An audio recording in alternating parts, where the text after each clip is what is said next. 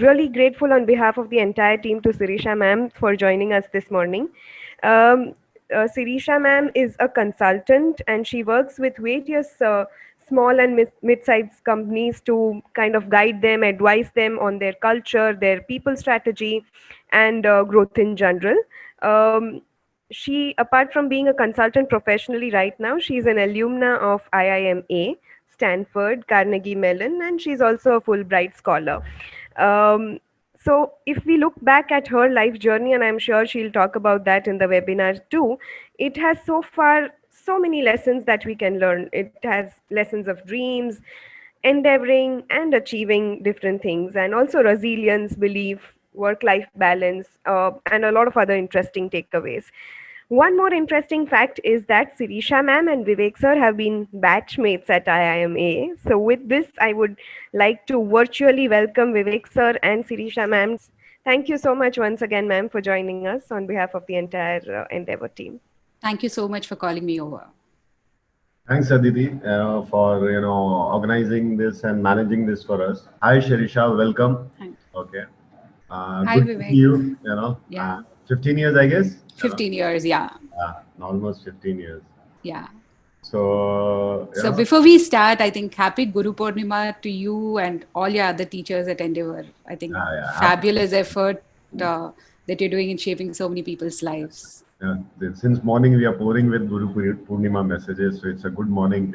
Yeah. In our effort, we didn't realize it's Guru Purnima. So Okay. you are also a coach, and you have been mentoring so many executives. So happy Guru Purnima to you as well, and to our teachers and parents and everyone. So, Sirisha, this whole journey of yours, right? Starting from one thing so we'll keep it very casual. So though I have absolutely. few questions lined up, and areas where I would like students to get some idea on career choices, as well as how at the age of 21, 22, their perception of the career life is very different than what actually it might turn out to be. So our effort is to make them ready, and if they have a lot of aspirations, and they'll still find some hurdles. So how to get over this? So somewhere the objective is aligned to this. But in your intro, I found something very interesting. So when Aditi said that you have been a lifetime scholar, so maybe I'll start with the that you have been a lifetime scholar. So how does that put you in with respect to rest of your peers? Also, does it put a lot of pressure, and how have you handled this? So because it brings some expectations. So let's start with this, and then we'll start your journey of your life and career. How do you think? Yeah, sure. So in terms of the scholarship and the pressure, I think peer pressure is what you take, right? So I because of a variety of reasons, or whatever I've seen in terms of my own life journey and the teachers I had and what they told me, what I realized is pressure is what you peer pressure is what you take. I firmly believe that each of us have our own journey and path to follow, and whatever we pick, doing it to the best of our ability. One of my teachers constantly tells me about to be the best that you can be every single day. I think that's what I look forward to. So so there's no pressure, no expectation. If at all there's expectation, I have expectations from myself in terms of what I want to be or how I can get even better. So best you can be. So when did this come in your life, and how has it changed your life? Because we do all this, but I think we don't implement it too much. Yeah. So I've gone through when I was making some of those crucial career decisions. I think I was always very lucky to have a variety of coaches, mentors who've been helping me or asking me the right questions. At every time, whenever you're making that big decision, you have that doubt in your head, right? Am I doing the right thing? Am I leaving a lot on the table?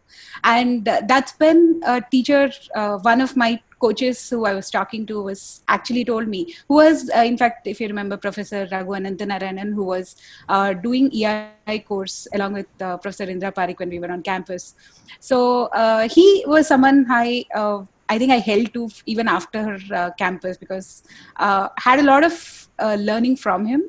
And one of the things that he always told me was, in life, it's very important. A lot of we'll all face a lot of challenges, go through a lot of things, and everybody has their own journey, right? So the moment you start comparing, no two lives are the same. So you will never you'll only start feeling unhappy about where you are, because there are always tons of people who are moving far ahead. And then, so two things that he taught me is, how do I define my career journey, and the other part is to be the best that you can be. So he says, pick what you want to do, and then strive to make sure you excel. So that started from campus days, and you're absolutely right, very difficult to put it into practice. So I remember one very funny incident. 3 years into working, I joined a big IT giant, and my boss asked me to make a presentation. Now, I think you'll agree, right? When we step out of IMA, we assume we are God's gift to mankind, right? So, we are here to transform the world and all of that. So I had that attitude. And when I started work, the first thing he said, okay, I want you to make this presentation. And then he started telling me, slide 1, I want you to do this. This is what slide 2, I want you to talk about this. Slide 3, I want you to talk about this. I told him, look, I have my own head. So, you tell me what you want, I'll work on the presentation. So he said, no. He said, this is something, you're doing it for the first time, and I will tell you, and this is how you will learn. Somehow it hit me on the wrong side, and I said, you know what, I can do a lot of things. Why is he asking me to do all of this? So I just blindly noted on whatever he said, and you won't believe, I made a pure black and white presentation, okay, just putting verbatim what he told me, and I sent it to him. So he called me to his room, to his cabin, and he said, okay, I said, come, write your obituary. So I was shocked. Why is he asking me to do this? So he said, write your obituary. I said, why? He said, do you know what obituary means? I said, yeah, you write it for people who are dead. He said, write your obituary. I want you to write 3 things that you want people to remember you for. Because people write about good things that they remember about you, but it should be those uniform qualities that everybody will see. So then I wrote few things. I wrote about being passionate, being hardworking, and giving the best that I can give for anything. He said, keep these 3 things in mind, stick them in front of you, and you should show that in everything you do, even if it's the smallest of chores. So that hit me really hard, because that's great, right? To actually say that, everything that you want to do, you need to show what are those values, or what are those qualities that you stand for. Right.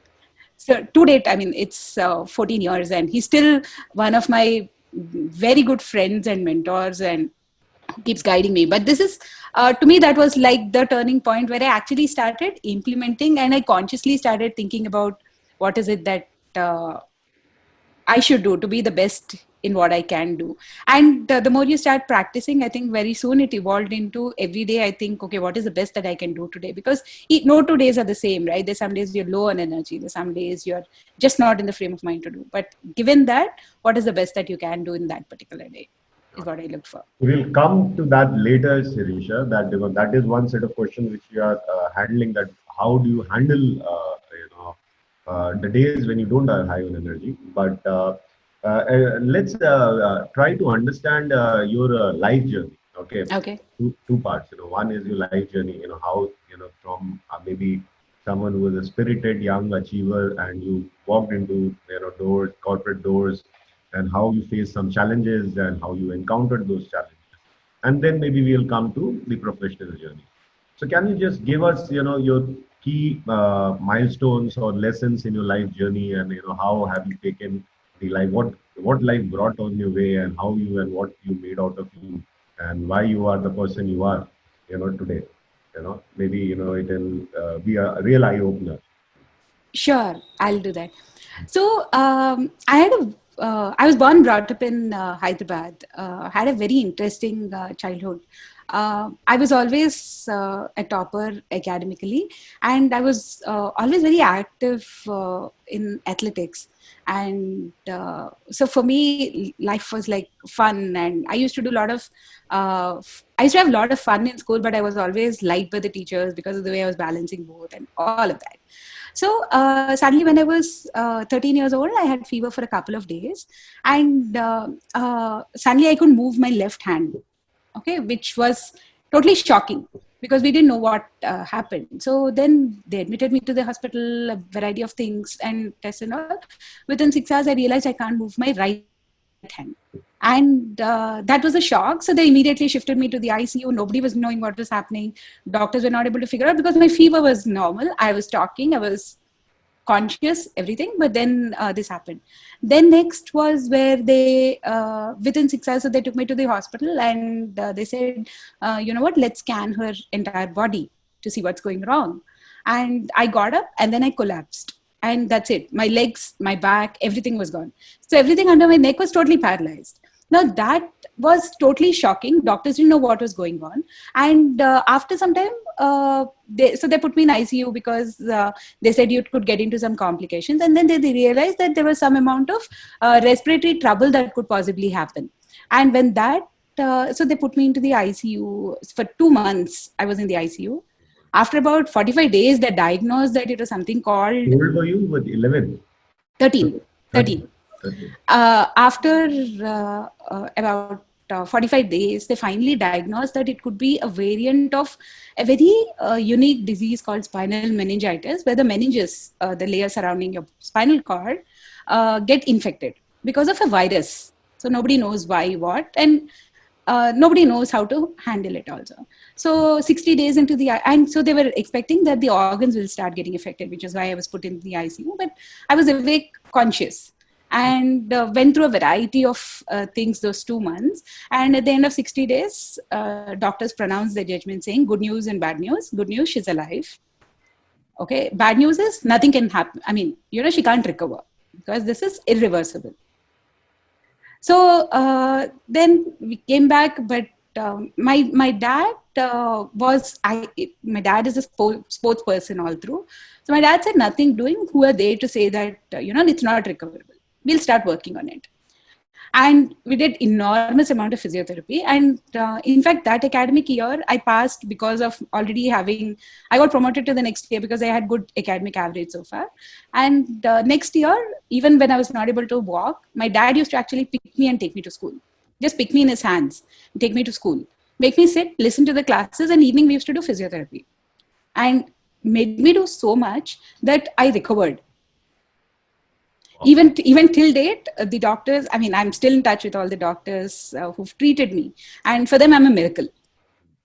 So that probably was like a big life lesson in resilience, right? And that taught me my first, probably very important lesson, which probably I think I realized it as a lesson much later on in life. But it taught me that whether you're breathing or not is an issue. Everything else is not. So sometimes when, probably after having gone through all of this, I realized when people get mentally disturbed for really small things, when people, go to the extent of taking their own lives for small things, then realize, just remember, every life will go through a lot of twists and turns, but, whether you're breathing or not is the real issue for which you don't have too much control. Everything is a problem, and every problem will have its own solution. You just have to figure it out. So that was my first lesson. My second lesson in terms of career journeys, right? So, life journey. Yeah, life journey. My second lesson in terms of my life journey was when I went to Ahmedabad. I think you'll also relate to it, right? I mean, the moment you get in there, that's a totally different environment, enormous amount of pressure, enormous amount of work that people are doing, lots to study. And for me, going to Ahmedabad was the first time I was living in a hostel. So for me, everything was different.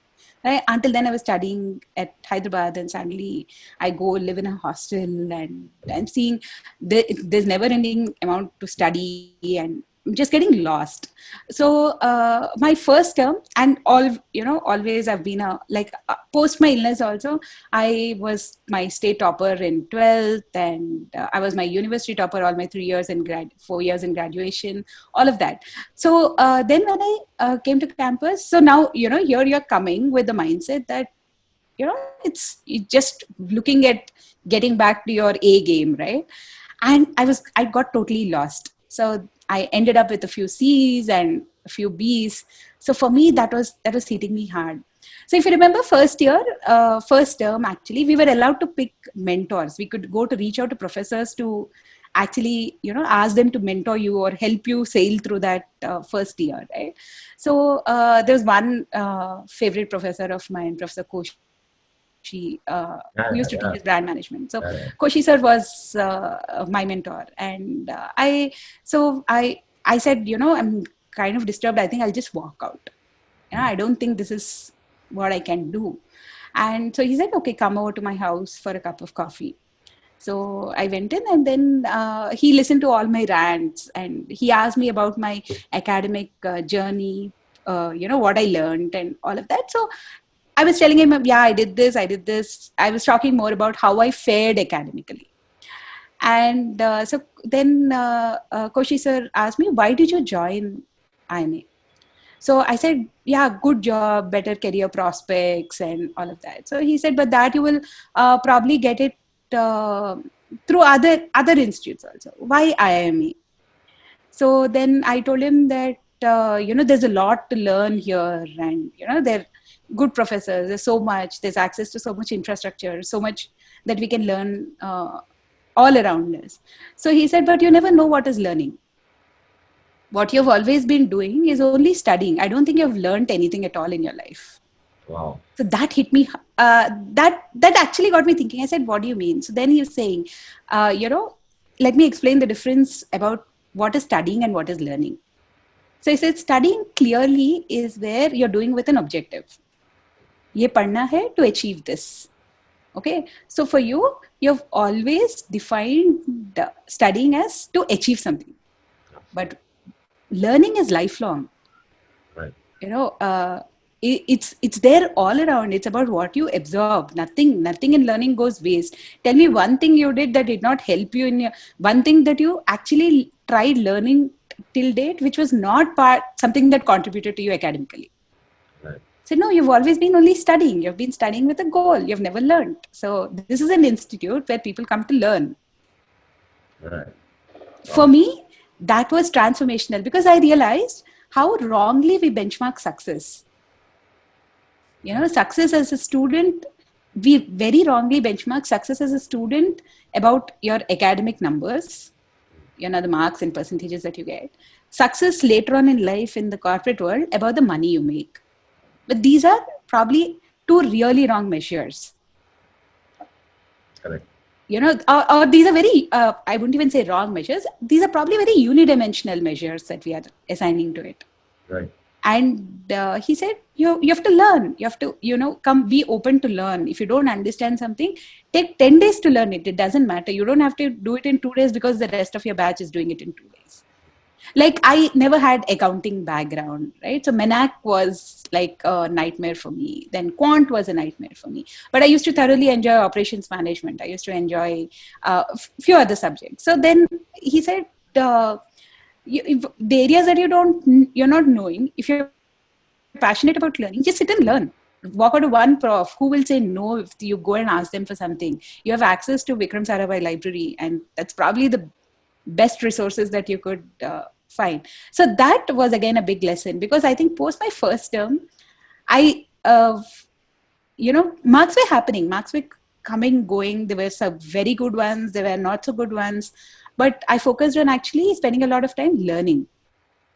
That helped, because for me, I used to spend a lot of time in the library. And, I think the big joke in my dorm was, if you have to find Sirisha, first search in the library. And if you don't find her there, then you can come to her room. So that's how it was. So that was like second big lesson, about learning. Learning is lifelong, and prepare yourself to learn forever. That's what is going to keep you active, mentally active. Always have that passion, that looking forward to waking up with excitement every day. Which is very visible in the number of courses you end up doing, and how Yeah, your career shaped up from there. So if yeah, you compare most of the typical B school careers, the way they flow, they get into corporate, they start achieving heights. Maybe by 30s, late 30s, they have started fighting for the CXO roles, and versus you have focused on learning, and pursued different set of courses and create your own niche. Okay, yeah. so I think that had such a huge impact on Yeah, that your. actually helps me right now, even at work, because there are multiple things that I can talk about with comfort. Right. Having seen different areas, worked in different areas, so it's that's what also helps me. So that actually got me to make sure that every alternate year I invest significant amount of time learning on a course, and every year most of my measures are in terms of what have I learned. Oh, picking wow. up picking up areas that are totally outside of work. It could be art, it could be music, it could be anything, but just trying to learn something What are you learning new now? here. And What are now you I'm actually experimenting on learning all the 8 Indian art forms, which are the Patachitra, the drawing art forms. We have Madhubani, we have Varli, we have Patachitra, we have Tanjore paintings. So I'm attempting to learn those. You sure are a That's miracle. yeah. The one of the other things apart from the work related learning that I'm doing, some things that I'm working on. This is one thing that I'm looking at exploring this year. Yeah. So this brings me to the next area where a lot of students also have an interest. Two things. One is how the idea, the seed of pursuing an MBA came into mind. Okay, and then because it was a technical shift also for you, from you were not from a commerce background.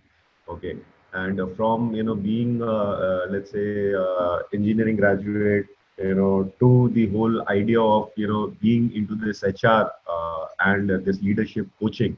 How did this journey happen, and how fruitful has this been? You know, so generally maybe your life, milestones, your career, how it has shaped, because that will also give an idea how beautifully careers can be shaped. Especially to a lot of young women who have joining us or who would be watching this video later. You know, so from that perspective also, plus the idea that MBA, the career journey itself, students should have an idea where they are going. Add to it, I'll also like to know. Yeah. So okay, two things first, right? One, journey is always in hindsight. Okay, all of these are decisions I took at different points in time. These are choices I made. Okay, so when I look back the 15 years, it looks like journey. Now today, whatever decisions I take in the next 2-3 years is not something that I plan as a roadmap or a journey, but decisions at that point in time. So I think all choices we make depend on the circumstances at that point in time, in your context, right? So that's how these decisions happen. So you're talking about my shift from computer science to MBA. I'll tell you a shift even before that. So I always aspired to be a doctor. Okay, in fact, if I have to actually say, when I was in my 4th or 5th standard, I used to sign off as head neurosurgeon, FRCS London. Okay, so that used to be my aspiration. I always wanted to be a neurosurgeon.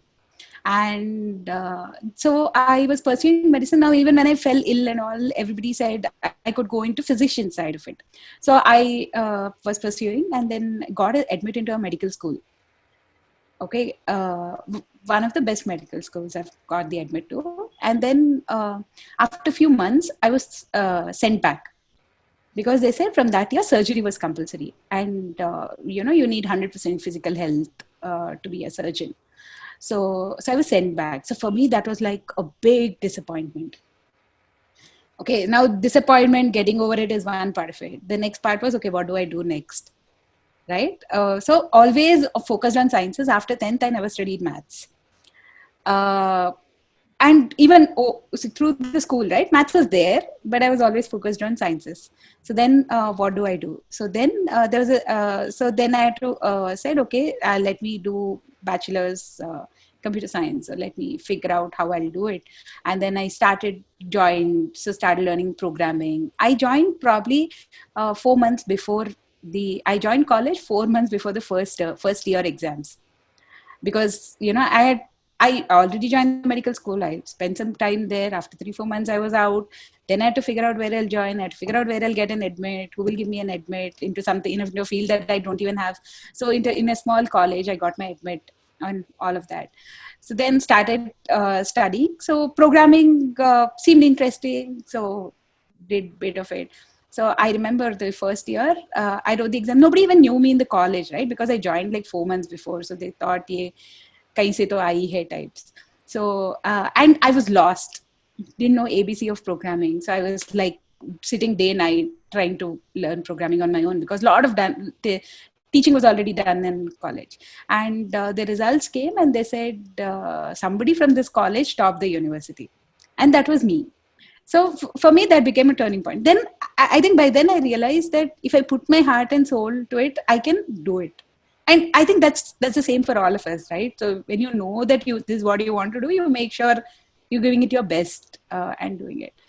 So then went on, so studied there. Now even there, because it was computer science, a lot of programming and stuff, but I didn't do quant.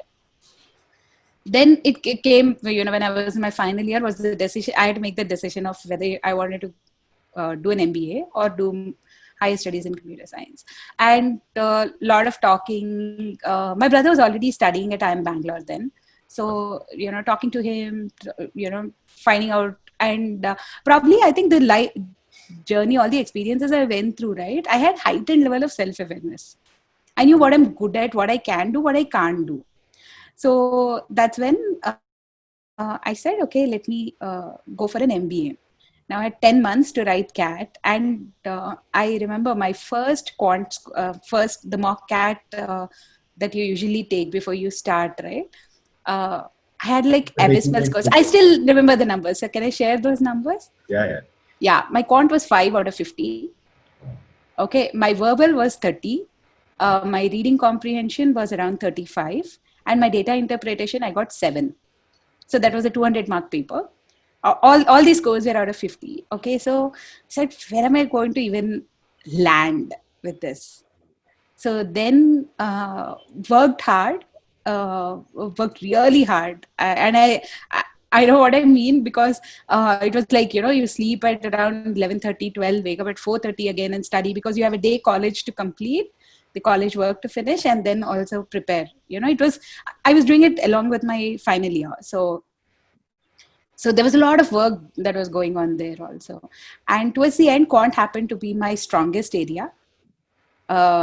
And I did fairly well, probably. I think I was the only person from AP to get through all the 6 IIMs then. Right. So bottom line of actually saying this is, this course can't get, I think, worse than this, right? When I started off. Yeah. So it's all possible. I think it's all doable. It's just about putting your heart and soul into what you want to do. So once so I wanted to understand. See, from IMA, to this portfolio of coaching you have created. So you can take through that journey from passing through MBA, how these decisions made, what came in your life. You might have had taken some interesting choices, and taken this career route. So how how rewarding the career has been, and how the choices you made, somewhere along the way. Yeah. So I think choices I made, I was always, I think if I look back, I don't regret on anything, because they were all choices I made. So first thing is, me making my own decisions, right? Or what I want to do, not because of something else. So started off as a banker, did very well there, was doing very well there. And after a year or so, I realized, that's not the grind that I want to go through. Because as a person, I was always doing a variety of things, and that's what kept me sane. I was pursuing something or the other outside of just the core studies also. So I had some hobbies, and I used to invest time reading. So banking didn't give me the chance. I was working almost 14 hours, 15 hours a day. Again, right? Because there I wanted to do the best that I can do there, which is where I used to spend really long hours working. And that's when I was also getting married. So then that was the choice that I made, that I will switch, and moved into consulting in a tech firm. And so that was one my first choice decision that I made then. Very simple. I was not getting that kind of work-life balance that I wanted. I completely enjoyed my job. I think whatever I learned there was my biggest first work lessons, right? Everything about your work ethics, to getting things done on time, to managing yourself. Learned a lot there, but I realized that's not my cup of tea. So that's when I moved to consulting in tech firm. Then got married. Tech consulting was very good in the sense that I could also, because I had my earlier tech science background, right? And the business acumen part that I gained in while working in a bank. That banking, so in the banking financial services, I started working as a consultant. Learned a lot there. Did that for quite some time. Yeah, but consulting is where it's very dynamic world, right? Where you're always on the move, and there are lots of things that are coming and going and all of that. So amount of work pressure, or you're always working with 3 clients, trying to figure out which one is going to materialize for the company and all of that. So consulting worked well. Then had 2 kids. So in between, I think I was very lucky to work with a nice firm where whenever I was taking breaks to study, I was always investing time to study. That's when I did my mind mapping certification. That's when Stanford design thinking happened, all of that. Then I realized after my second kid was born, I realized consulting, by then I was already managing a huge team of consultants. I was leading a practice. So then I realized consulting, being on the move all the time with kids at home is not something that I would want to do. And you're a senior consultant, you're pushing your team to go travel and get things done, and you're saying, I'm not going to move because I need to take care of my family, was not a right thing to do, right? So that's when I was looking at what next. So while I was consulting, I was also program managing large engagements. The biggest team size I managed was close to about 500 or 463 people with more than $500,000 P&L. So that's where when I was managing that, I realized my USP was the way I was handling my teams. My USP was the way my team was always the happiest, and there was zero attrition, nobody leaving my team, and they were all very happy. That was my way of getting things done from people.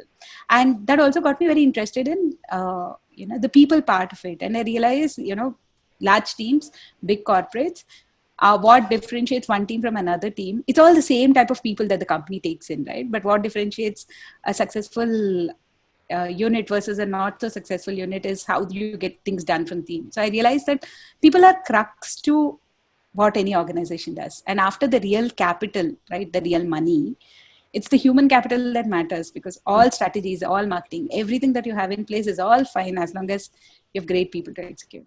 That got me interested in people.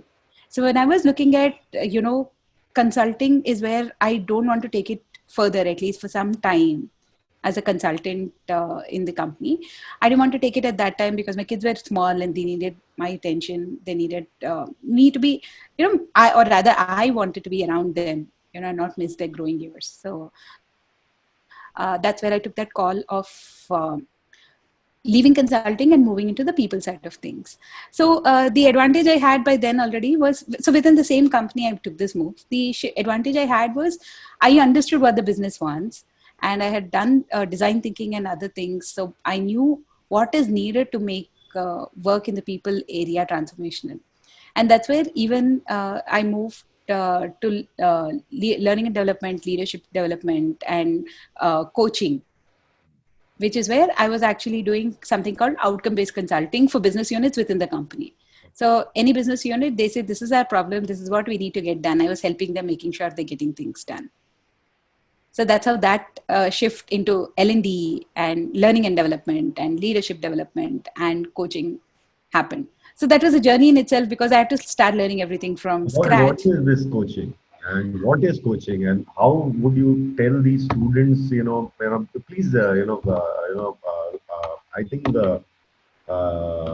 it's a very upcoming field, and it really has a lot of impact on the performance. So how rewarding has been coaching for you? What is coaching, and generally how should young executives or people who are getting in career, even maybe for our batchmates also, if that could be a good advice. How should one approach this? Yeah. So this whole space of learning and development, leadership development, right, is actually fast evolving.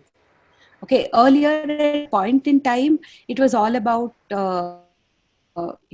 it was very operational, very transactional the way it's being done. Now, over the last 5 years, I think it's phenomenal, 5 to 10 years actually, phenomenal amount of evolution in the way people are actually looking at this, and how it is going to impact the business. Earlier, it was a checklist. Now, people actually do all of this to create an impact on the business. And in terms of coaching, uh, the best part about it is it's very gratifying, right? You're actually helping a person. It's not just about talking, but you're actually helping a person or a business unit, a business leader, get his team along and take them through a journey that's going to make them reach the next milestone. So for me, in terms of the reward, it's been extremely gratifying. You can actually see the change that you're making, and I'm sure, like, as teachers, you all will probably see that, right, where you're taking children through that journey of 1 year, 1.5 year that they're associated with you, and then they get to somewhere that's very gratifying. So that's the level of gratification that I find in this, um, which which very different from getting the gratification when you're growing businesses. Both are two separate things, right? So this gratification is actually doing with people, and you form real strong bonds with people. So that's been very rewarding. Um, and in terms of, so what is coaching? Coaching is helping someone go from point A to point B without you giving the answers, but actually helping them discover the answers. And no two journeys are the same. So a coach doesn't go with a set process of ye problem hai, ye solution hai, ye le lo, follow kar lo. That's not how it works. You need to help that person, because in coaching, you're actually helping that person transform. There, whatever they start doing is their choice and is going to become their way of life. So you can't give your way of life or your choices to them and say, this is what you should do. So you never give any solutions, answers in coaching. And I benefited a lot through coaches all along. We wouldn't have called it coaching or whatever, right? But right from very early age, you always had someone who would guide you, who would help you reflect, who would help you become more self-aware. And like I told you about my life journey, right? There are a lot of times when you needed someone to ask you those tough questions. A coach also asks you those tough questions. Coach also helps you reflect, introspect, to get your deepest fears outside, where you're actually addressing your deepest fears. So some successful coaching journeys are where you actually let that person reflect to get to their deepest fears and get them out, which actually helps them in that journey. So it's very personal, very different. I benefited a lot through coaches all along. Even today, for different things, I have different coaches I constantly work with, because they help you grow. Absolutely. Yeah. So very interesting. So you're an MBA couple. Yeah. Can we say that? So Yeah. how has career, being a career mom and to an extent career dad, how do you balance it? And who is it tough for? Is it tough for you, or is it tough for your partner? How does it go? So the best part is, okay, so I met my husband during the B School Fest conference at IMA, and he was also an MBA. He'd come to visit, attend that festival, and that's how I met. And the best part about, so we got married pretty soon after that. So we've literally been growing together, growing through our career together. And so I think what works best is we striking a balance. So there are different times when, my decisions, choices that I was making became important, where, he was making sure he's there with the kids. And there are times when I needed to make sure I give him that adequate support. So he's an entrepreneur. He has his own company now. In 2010 he moved into entrepreneurship, and that's when. So I think we've struck that good balance. So we have a 14-year-old and a 10 and a half year old. So I think it's all about striking that balance. It's all about mutual respect. It's all about giving each other's You're space, not taking a and stand. You're saying it's almost equal. it's equal. It got to be equal, and that's why it's called a balance, right? Otherwise, because at any point you don't want either one to actually feel that they've left something behind for somebody else. I think, like I was saying earlier, right? Everything you make is choices you make in life. So, like for instance, I remember when he was moving to entrepreneurship. That was when our young one was really small, and I had an option to actually travel to UK for 6 months, and then I said no, I'm not doing that, because I knew he was getting into entrepreneurship, and he was literally working for 16 hours a day.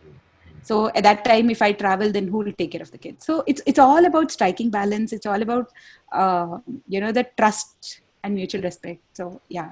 Couple of quick questions, Sirisha. Uh, One is, because see, this is something since I mentor students over across time, and who have successfully done MBA. Okay, and we have a reasonable strong percentage as far as gender diversity is concerned in our system, as well as in students. So, is there a typical gender bias in corporate India? How does, these young women, manage this, if there it is? How do, as a woman, they go about managing their career and life? Any specific advice to, them? Because I would like that angle to be there, because that's it's a, I think there is a glass ceiling also attached somewhere, and it's not very easy when you are balancing these 2 3 steps, which are kind of you want to do. Okay, it's not that you don't want to do, plus there are expectations also, so what would be your thoughts on that? Yeah. So two, three quick things. I think one, ask for help when you need. Okay. So that could be at work. That could be this. Just voice out and not struggle. You don't have to do it all. Okay. So you can ask for help, seek out, reach help to make sure you do what you want to do. Second, be very clear about what you want to do. I think with all talks around diversity and inclusion, whatever I have seen in corporates now, when I work outside with corporates as an outsider, and when I was in the corporate world, I think if you're very clear about what you want to do and how you want to do it, in terms of what is it that what is your aspiration, where do you want to reach, you have ways of doing it. Corporates today are slowly starting to become flexible. Like for instance, I know when my kids were small, for a job that was supposed to always done in office, I got the permission to actually work from home because I needed to be around. So corporates are becoming very flexible, but you have to ask for it. Nobody will never become the victim, never get into that, victimizing mentality where you're waiting for someone to offer support. Ask for help when you need it. And be very clear. You can't do it all. So don't have guilt pangs. And at any point, like I've been talking all through, right? Every stage is a choice you make. So for every choice, there's some wins and there's some things that you lose. So be very conscious of that. So Again, don't need to get into guilt because of it. so now you're talking about a very heightened sense of self-awareness, So how does one get this self-awareness throughout? Maybe we are talking about 3 times in this conversation, and this is something which we try to pass to students. Maybe it's they will reach their in their journey some point of time. Okay, and but it comes naturally. So, generally, how does one, ensure, like someone like you who have seen maybe so many struggles from your childhood, which did impact your career decisions also. So you wanted to be, to an extent, pursue medicine from, getting into, coding, then pursuing MBA, to getting into, banking, to getting into consulting, to pursuing HR, to doing leadership coach, to being a, uh, have two such beautiful kids and managing family and lovely life. This would require a lot of self awareness and setting yourself the right goals and the things you should are the right, or the clutter in your head. Now how so how does one go about this process? So, okay, I can only tell what worked for me. Yeah. One, constant reflection. And when you're reflecting, it has to be brutal. Okay, it's like somebody else dissecting you, right? It has to be brutal. Saying, yeah, this is wrong, this is right. That's where coaches help me a lot.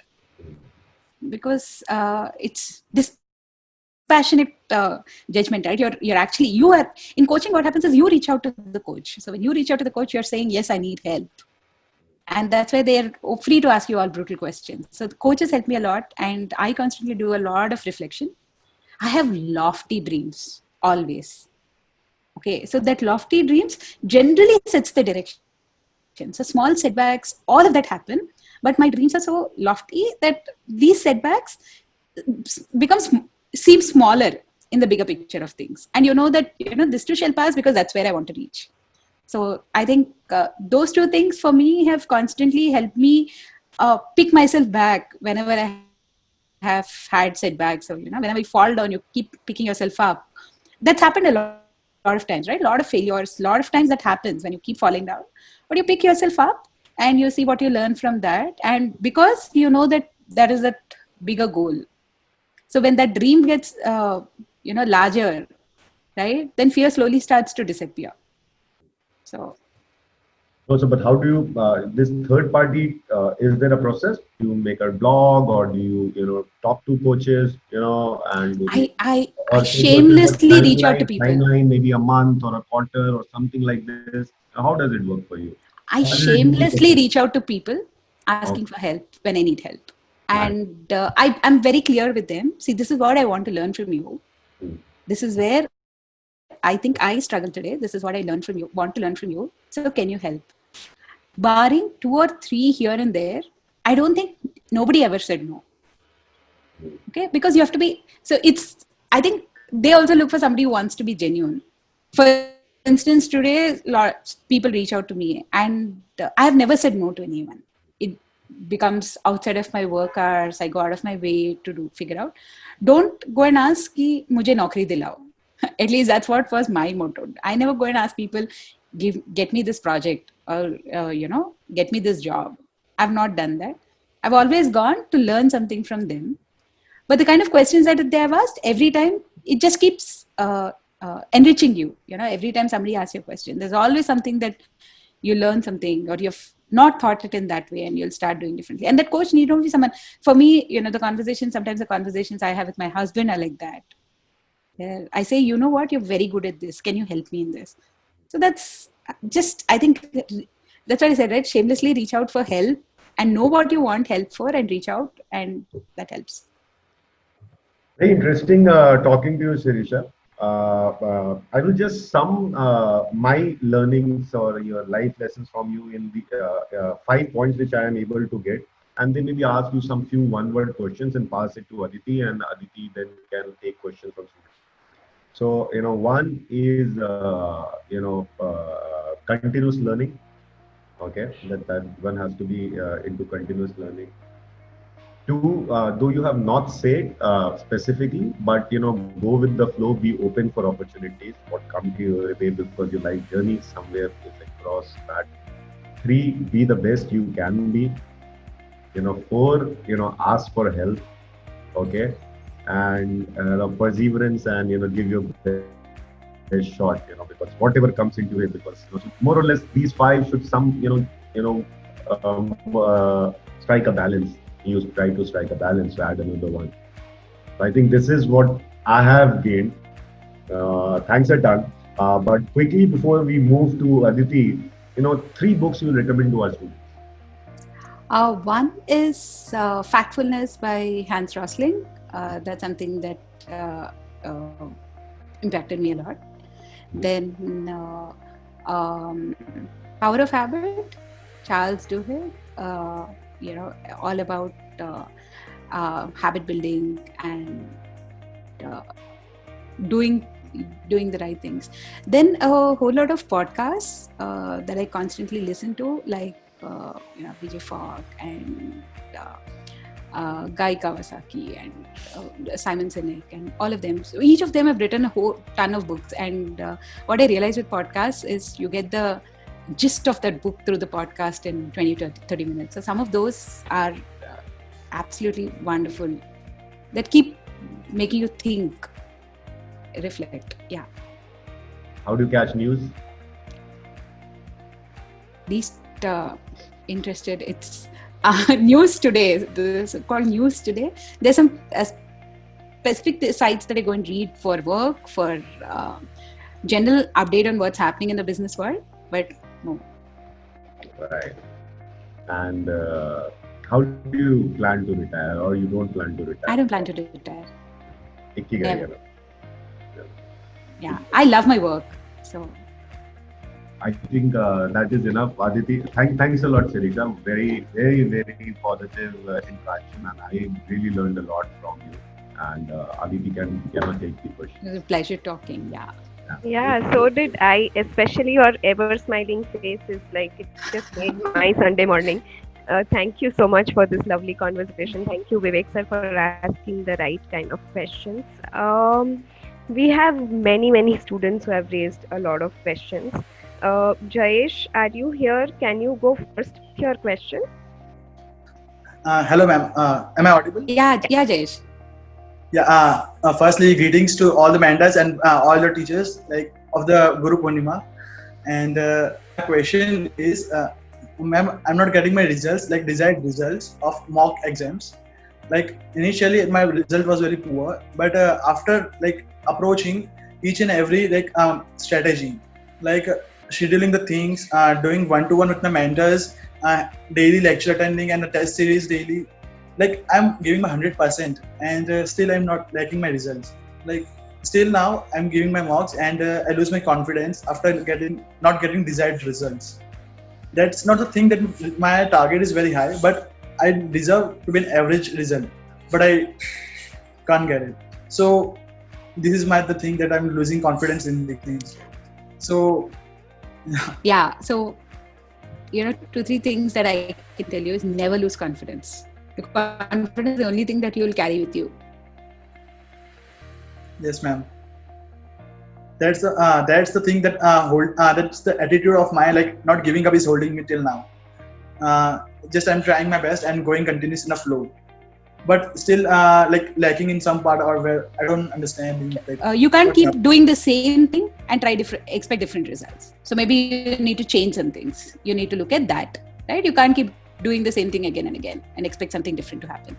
Third, things take time. Yes.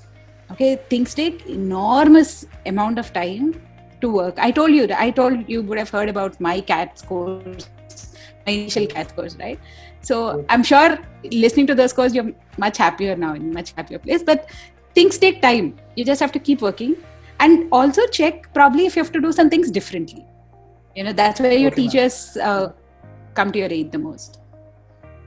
Yes, ma'am. I reached to my mentors, and also I did my one-to-one discussions with my mentors. They guided me in a better way, and I'm following the approach, but still bit lacking the results. It'll come. So I'm results will happen. You focus only on effort. Result will happen. Waiting for the tipping point. Yeah, it'll happen. Trust me on that. I'll add a bit, Shirisha here. Jayesh, I think the CAT is really far, and maybe the next you need to get your basics right. And if you're gonna be so bothered about the result, the anxiety levels, when you will be writing the paper, will not give you the score. Okay, so what are your anxiety levels when you're taking the test is also very important. So maybe what is happening in your head is your figment of your imagination. What really will happen in life, you don't know. Okay. So, maybe, I think you're stressing too much. Nothing to worry for the next maybe quarter.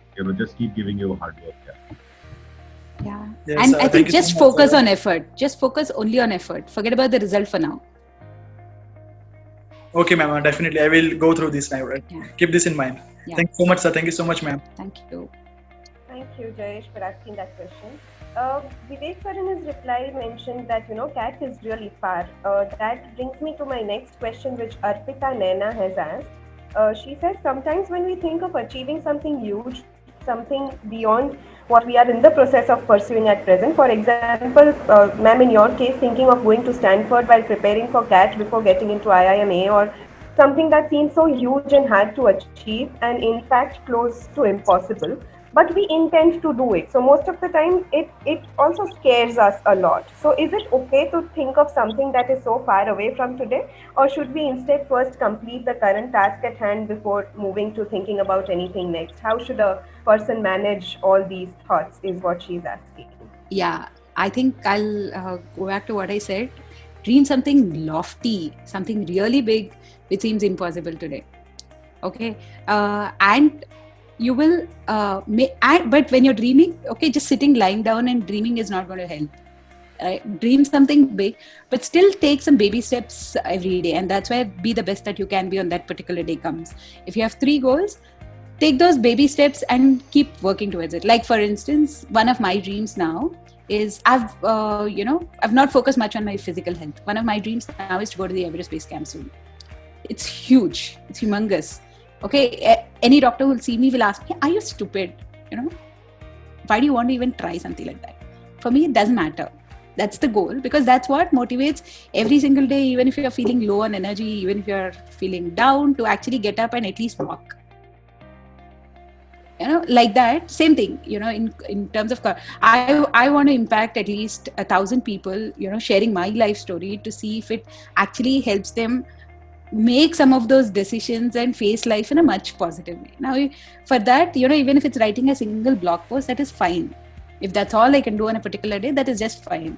There'll be a good days when I can actually go and influence a corporate. There'll be days together when nothing works.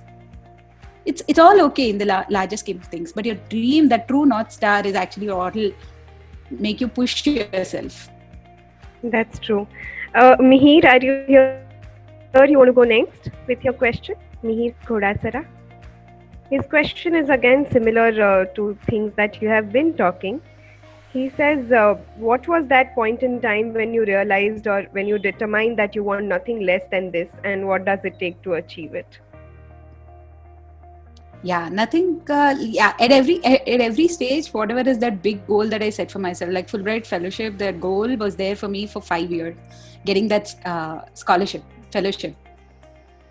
was a goal that I set like 5 years before that. I knew a bunch of things that need to be done for that, and I was working on getting those done. So I think that happens. So again, right? All of this was not a planned, chartered journey. While I had big dreams, there were some work, some didn't work, like my FRCS didn't work. All are big dreams, all are dreams that work towards, but always be open and flexible. You pick what comes your way and keep working on it as long as you're moving in that direction. In hindsight, this entire story sounds very, very, beautiful. But at those points in time, probably I wouldn't have thought. It was just a choice or a decision I had to make. Should I do this? Should I not do this? Maybe I will not do it this time. Maybe I'll do it the next time. That's all it is. So just go, while you have dream, you have your aspirations in place. Also be open, flexible, and be highly self-aware to see what is happening around you and see how you want to respond to it. Yeah, I think a lot of questions are on the same line, so I'm just kind of clubbing them together. So Binjan has a question. He says, how to keep the motivation high in such times of despair? Because like you rightly said, when you look back, it all seems like a very nice success story. But at that particular time of despair, it's really tough to deal with. So how do you keep your motivation high at that particular That's where dreams help. That's where your lofty goals help. Because your lofty goal makes you feel, what otherwise seems like a big roadblock when you look at it in the context of your bigger goal, it then becomes a stumbling block. So that larger goal keeps your motivation high.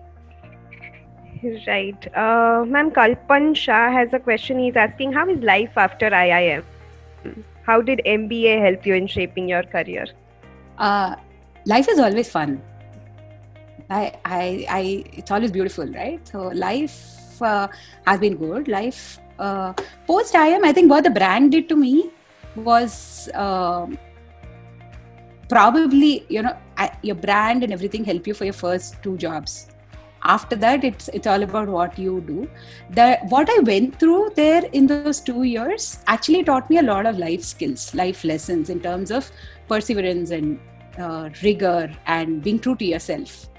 I think that's what, otherwise your brand actually carries you to a certain extent. And after that, it's all about who you are as a person that takes you forward. Right. I mean, nobody will entertain me if I go today and say, you know what, 15 years back I passed out from IIM. So people say, who cares? It's about what you're doing now that matters. So, yeah. Absolutely.